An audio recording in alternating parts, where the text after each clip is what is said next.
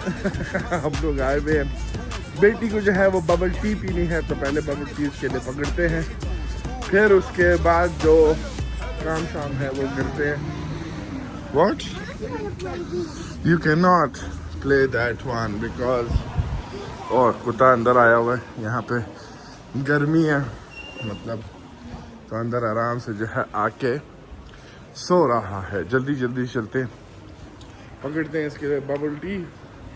अब पता नहीं कौन सा वाला पिएगी, यहाँ पे पहली दफ़ा खरीद रही है। Can you be faster please, और you want to look everywhere.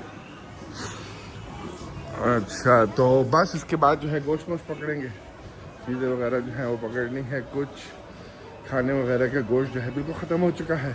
कल हम गए थे दुकान ढूंढने के लिए दूसरी वाली, लेकिन वहाँ पे जो था जो गांव में ही है, वहाँ पे भी हलाल चिकन